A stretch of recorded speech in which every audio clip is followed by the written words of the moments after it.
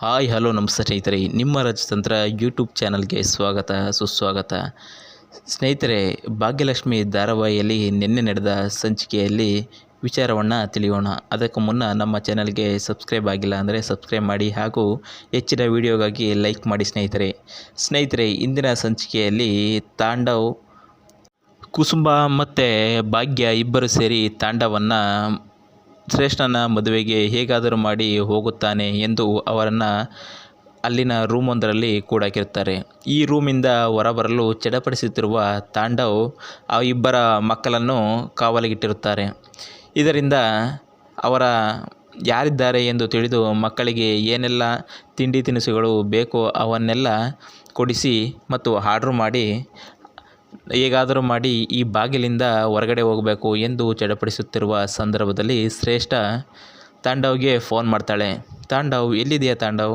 ಯಾಕೆ ಇನ್ನೂ ಬಂದಿಲ್ಲ? ನಾನು ಎಲ್ಲವನ್ನು ರೆಡಿ ಮಾಡಿಕೊಂಡು ನಾನು ಕಾಯುತ್ತಿದ್ದೇನೆ, ಆದರೂ ನೀನು ಯಾಕೆ ಬಂದಿಲ್ಲ ಎಂದು ಹೇಳುತ್ತಿರುವ ಸಂದರ್ಭದಲ್ಲಿ ತಾಂಡವ್ ಅವಳಿಗೆ ಹೇಳುತ್ತಾನೆ, ನಾನು ಇಲ್ಲಿ ರೂಮಿನಲ್ಲಿ ಕೂಡಾಕ್ಬಿಟ್ಟಿದ್ದಾರೆ. ನನ್ನ ಮಕ್ಕಳು ಕೂಡ ನನ್ನನ್ನು ಕಾವಲು ಕಾಯಲು ಇಟ್ಟಿದ್ದಾರೆ. ಇದರಿಂದ ಹೊರಬರಲು ನಾನು ಮಕ್ಕಳಿಗೆ KG ಗಟ್ಟಲೆ ತಿಂಡಿ ತಿನಿಸುಗಳನ್ನು ಆರ್ಡರ್ ಮಾಡುತ್ತಿದ್ದೇನೆ.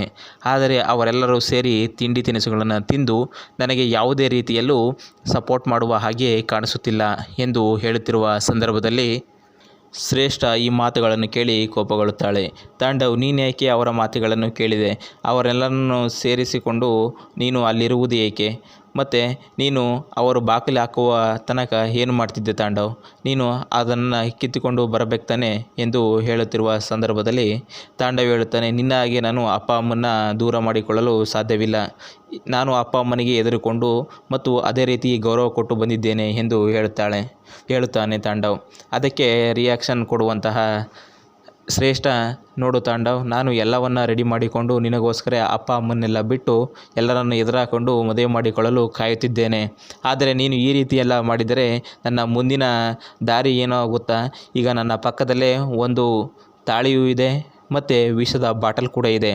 ಆದರೆ ಇದರ ಆಯ್ಕೆ ನಿನ್ನದೇ ತಾಂಡವ್. ನೀನು ಬಂದರೆ ಖುಷಿಯಾಗಿ ತಾಳಿಯನ್ನು ಕಟ್ಟಿಸಿಕೊಳ್ಳುತ್ತೇನೆ, ಇಲ್ಲವಾದರೆ ನಾನು ವಿಷವನ್ನು ಕುಡಿದು ಸಾಯುತ್ತೇನೆ ಎಂದು ಹೇಳುತ್ತಾಳೆ. ಇದನ್ನು ಹೇಳಿ ಹೊರಗೆ ಬರುತ್ತಿದ್ದಂತೆ ಮೇಕಪ್ ಆರ್ಟಿಸ್ಟ್ ಶ್ರೇಷ್ಠನನ್ನು ಗಮನಿಸುತ್ತಾಳೆ. ಏನು ಮೇಡಮ್, ಹುಡುಗನ ಹೆಸರು ತರುಣ್ ಅಂತ ಹೇಳುತ್ತಿದ್ದಾರೆ, ನೀವು ತಾಂಡವ್ ಅಂತ ಹೇಳುತ್ತಿದ್ದಾರಲ್ಲ ಅಂತ ಕೇಳಿದಾಗ, ನಿನಗೆ ಅದೆಲ್ಲ ಏಕೆ? ನಾನು ತಾಂಡವರ ಹೇಳ್ತೇನೆ, ತರುಣ್ ಅಂತಾರೆ ಹೇಳ್ತೇನೆ, ನಿನ್ನ ಕೆಲಸ ಏನಿದೆ ಮಾಡು, ನಿನಗೆ ಅಮೌಂಟ್ ಕೊಟ್ಟಿಲ್ವಾ, ದುಡ್ಡು ಕೊಟ್ಟಿಲ್ವಾ ಎಂದು ಗದರುತ್ತಾಳೆ. ಅದಕ್ಕೆ ಸುಮ್ಮನಾಗುವ ಮೇಕಪ್ ಆರ್ಟಿಸ್ಟ್ ಮೇಕಪ್ಪನ್ನು ಮಾಡಿಕೊಳ್ಳುತ್ತಾಳೆ. ಇದಕ್ಕೆ ಸಂಬಂಧಪಟ್ಟಂತೆ ಹಾಗೆ ಹೊರಗಡೆ ಬರುತ್ತಿರುವ ಸಂದರ್ಭದಲ್ಲಿ ಮ್ಯಾರೇಜ್ ಬ್ರೋಕರ್, ಅಂದರೆ ಮ್ಯಾರೇಜನ್ನು ಮೇಂಟೈನ್ ಮಾಡುವ ಮತ್ತು ಆ ಬ್ರೋಕರ್ ಯಾರಿರ್ತಾರೆ ಅವರು ಬಂದು, ಮೇಡಮ್ ನೀವೆಲ್ಲ ಯಾಕೆ ಈ ಥರ ಎಲ್ಲ ಬರ್ತೀರಾ ಈಚೆ, ಹಿಂಗೆ ಅಂದ್ಬಿಟ್ಟು ಅವ್ರಿಗೆ ಎದುರಿಸ್ತಾನೆ. ಇದಕ್ಕೆ ಸಿಟ್ಟುಗೊಂಡ ಶ್ರೇಷ್ಠ, ಏನು ರೀ ನಿಮ್ಮದು ಇದೆಲ್ಲ ಅಂತ ಹೇಳುವ ಸಂದರ್ಭದಲ್ಲಿ, ಯಾಕೆ ಮೇಡಮ್ ಕೋಪ ಮಾಡ್ಕೊತೀರಾ? ನಾವು ಏನೇ ಮಾಡಿದ್ರೂ ವೆಡ್ಡಿಂಗ್ ಪ್ಲ್ಯಾನನ್ನು ತುಂಬ ನೀಟಾಗಿ ಮಾಡಿರ್ತೀವಿ, ನಿಮ್ಮ ದುಡ್ಡುಗೋಸ್ಕರ ಅಲ್ಲ. ಅದರ ಜೊತೆಗೆ ನೀವು ದುಡ್ಡು ಏನೇ ಕ್ಲಿಯರ್ ಮಾಡಿದರೂ ಕೂಡ ನಿಮ್ಮ ಆಗಮನ ಏನಿರ್ತದೆ ಅಂದರೆ ತುಂಬ ಡ್ಯಾನ್ಸ್ ಮಾಡಿ ನಿಮ್ಮನ್ನು ಕರೆದುಕೊಂಡು ಹೋಗಬೇಕು. ಯಾಕಂದರೆ ಮುಂದಿನ ಪೀಳಿಗೆಯ ನಿಮ್ಮ ಮಕ್ಕಳು ಎಲ್ಲವನ್ನು ನೋಡುವ ಸಂದರ್ಭದಲ್ಲಿ ಇವರನ್ನು ಖುಷಿಯಾಗಿರಬೇಕು ಮತ್ತು ಎಷ್ಟು ಅಪ್ಡೇಟ್ ಆಗಿದ್ದಾರೆ ನಮ್ಮ ಮಮ್ಮಿ ಡ್ಯಾಡಿ ಅಂತ ತಿಳ್ಕೊಬೇಕು ಅಂತ ಹೇಳುತ್ತಾ ಇರುತ್ತಾರೆ. ಇದೇ ಸಂದರ್ಭದಲ್ಲಿ ಸುಂದ್ರಿ ಅದನ್ನೆಲ್ಲ ಗಮನಿಸಿ ಹೇಗಾದರೂ ಮಾಡಿ ಈ ಮದುವೆ ನಿಲ್ಲಿಸಬೇಕಲ್ಲ ಎಂದು ಪ್ಲ್ಯಾನ್ ಮಾಡ್ತಿರ್ತಾಳೆ. ಅಂಥ ಸಂದರ್ಭದಲ್ಲಿ ಪೂಜಾ ಅವಳಿಗೆ ನೆನಪಾಗ್ತಾಳೆ. ಇದೇ ಸಮಯದಲ್ಲಿ ಪೂಜಾ ಎಲ್ಲೂ ಕಾಣಿಸ್ತಾ ಇಲ್ಲ, ಮತ್ತು ಹಾಗೆ ಅವಳ ಫೋನು ಕೂಡ ಸ್ವಿಚ್ ಆಫ್ ಆಗಿದೆ ಎಂದು ಹೇಗಾದರೂ ಮಾಡಿ ಈ ಮದುವೆನ ನಿಲ್ಲಿಸಬೇಕು ಎಂದು ನೋಡುವ ಸಂದರ್ಭದಲ್ಲಿ ಏನಾಗುತ್ತೆ ಅಂದರೆ, ಆ ಮದುವೆಯ ಅರಿಶಿಣ ಶಾಸ್ತ್ರಕ್ಕೆ ಲಕ್ಷ್ಮಿ ಮತ್ತು ಕುಸುಮ ಮತ್ತು ಶ್ರೇಷ್ಠಳ ತಂದೆ ತಾಯಿ ಬರ್ತಾರೆ. ಇದನ್ನು ನೋಡಿ ಶಾಕಾಗಿ ಸುಂದ್ರಿ, ಅಯ್ಯೋ ಏನಪ್ಪ ಇವರೆಲ್ಲ ಬಂದ್ಬಿಟ್ರಲ್ಲ, ಹಾಗೆ ಅಂದ್ಬಿಟ್ಟು ಇರುವ ಸಂದರ್ಭದಲ್ಲಿ ಏನು ಮಾಡ್ತಾಳೆ ಸುಂದ್ರಿ, ಅವರನ್ನು ನೋಡಿ ಸಾಕು, ಇಷ್ಟೇ ಸಾಕು, ಇವರಿಬ್ಬರೇ ಸಾಕು ಇವರ ಮದುವೆಯನ್ನು ನಿಲ್ಲಿಸೋಕ್ಕೆ.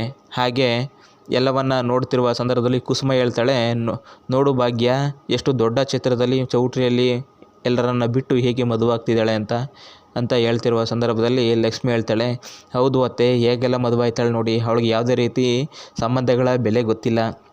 ಹಾಗೆ ಅವಳು ಮದುವೆ ಆಗುತ್ತಿರುವ 2 ಮಕ್ಕಳ ತಂದೆ ಯಾರಿದ್ದಾರೋ ಏನೋ, ಅವರ ಜೀವನ ಏನಾಗುತ್ತೋ ಏನೋ ಅಂತ ಅವರು ಹೇಳುವ ಸಂದರ್ಭದಲ್ಲಿ ಅವರ ತಂದೆ ತಾಯಿಗೆ ನೋಡಿ, ನೀವೇ ಈ ಮಗಳ ಮದುವೆಯನ್ನು ನಿಲ್ಲಿಸಿ. ಇಲ್ಲ ಅಂತಂದರೆ ನಿಮ್ಮ ಮಗಳು ನಿಮ್ಮ ಮಾತುಗಳನ್ನು ಕೇಳಬೇಕು ಹೊರತು ನಿಮ್ಮ ಮಗಳ ಮಾತು ನೀವು ಕೇಳಬಾರ್ದು ಎಂದು ಅವರಿಗೆ ಹೇಳತೊಡಗುತ್ತಾಳೆ ಲಕ್ಷ್ಮಿ.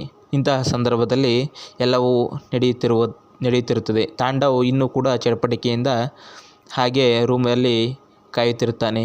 ಈಗ ಶ್ರೇಷ್ಠಳ ಮದುವೆ ನಡೆಯುತ್ತೆಯೇನ ಎಂಬುದನ್ನು ಮುಂದಿನ ಸಂಚಿಕೆಯಲ್ಲಿ ನಿಮಗೆ ತಿಳಿಸಿಕೊಡುವ ಪ್ರಯತ್ನ ಮಾಡುತ್ತೇನೆ. ಧನ್ಯವಾದಗಳು. ಹಾಗೆ ನಮ್ಮ ಚಾನಲನ್ನು ಸಬ್ಸ್ಕ್ರೈಬ್ ಮಾಡಿ, ಲೈಕ್ ಮಾಡಿ.